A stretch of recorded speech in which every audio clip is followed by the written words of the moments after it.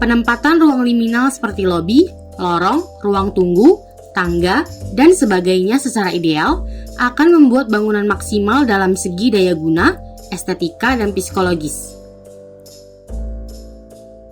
Hai kids, pernah merasa asing ketika berjalan dalam mall yang baru saja tutup atau ketika mengunjungi sekolah saat malam hari? Seakan-akan pada saat itu kita sedang berada di realitas atau kenyataan yang lain.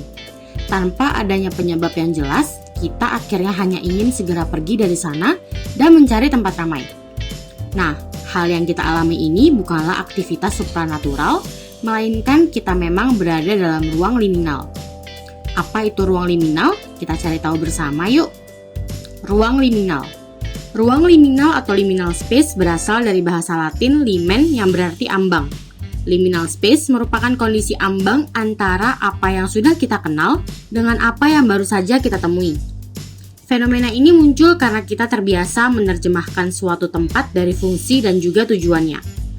Sebelum kita lanjut videonya, jangan lupa klik tombol subscribe dan tombol loncengnya ya.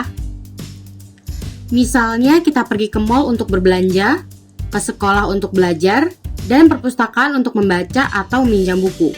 Setelah itu, coba pergi ke sebuah lorong hotel dan berdiam dirilah dengan waktu yang cukup lama.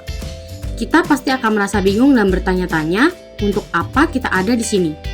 Hal ini terjadi karena kita nggak terbiasa dan nggak punya tujuan khusus untuk mengunjungi tempat tersebut.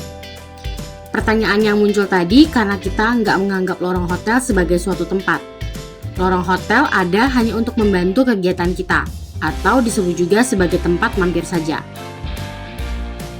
Hal menarik dalam dunia arsitektur. Bagaimana menempatkan ruang liminal dalam sebuah bangunan atau tempat tentu saja merupakan hal yang penting untuk dikaji.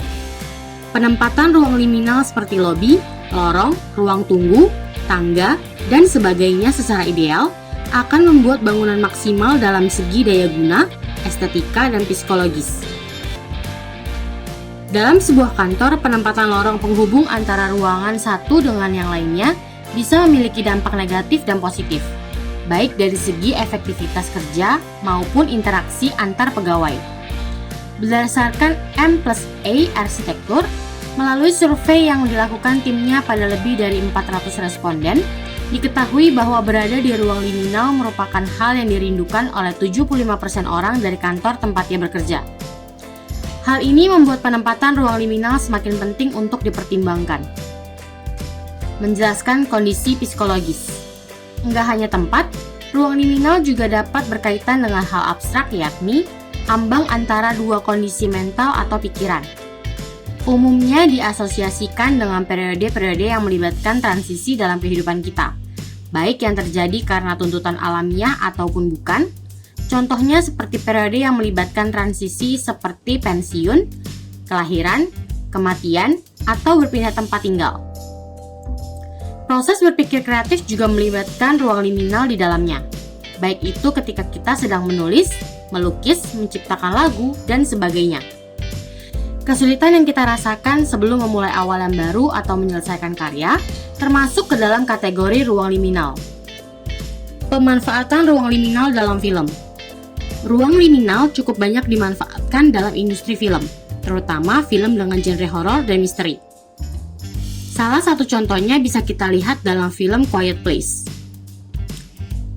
Film horor yang identik dengan keheningan dan kekosongan ini memanfaatkan konsep ruang liminal selama film berlangsung. Itulah alasan mengapa tempat-tempat yang disinggahi oleh keluarga tersebut terasa mencekam dan kita menjadi was-was akan kemunculan sesuatu.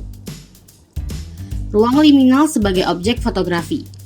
Dengan memanfaatkan faktor pencahayaan, posisi pengambilan gambar, dan editing yang baik, potret ruang liminal menjadi lebih indah secara estetika dan dapat diinterpretasikan secara ragam.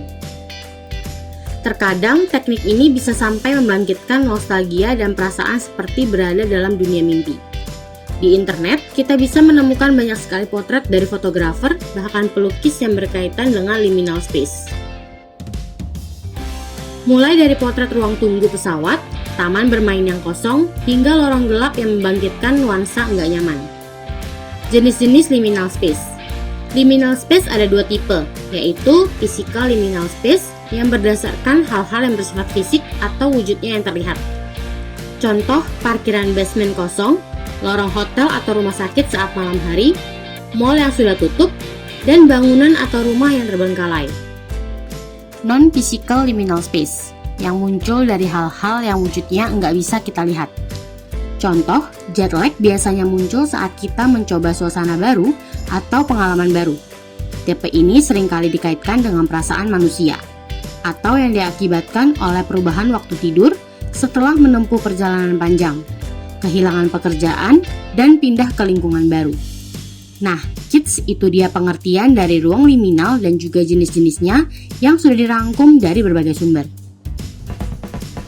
Sampai di sini dulu ya videonya. Jangan lupa like, comment, subscribe, dan share ke teman-teman lainnya ya kids. Bye-bye!